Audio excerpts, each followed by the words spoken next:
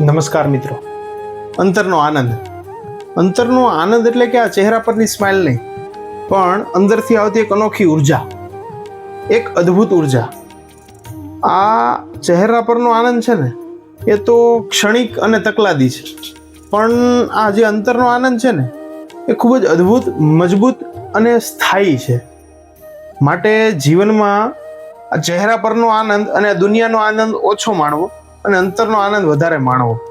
આ વાત ઉપરથી ભગત કંઈક એવું લખે છે કે તું દુનિયાનો આનંદ માણવામાં છે વ્યસ્ત, તું દુનિયાનો આનંદ માણવામાં છે વ્યસ્ત. જેમાં તને મળે તો છે ચહેરા પરનો આનંદ મસ્ત, પણ એક વખત તું માણ અંતરનો આનંદ ભગત. કેમ કે પછી તું પણ કહીશ કે હું અત્યાર સુધી હતો ખોટી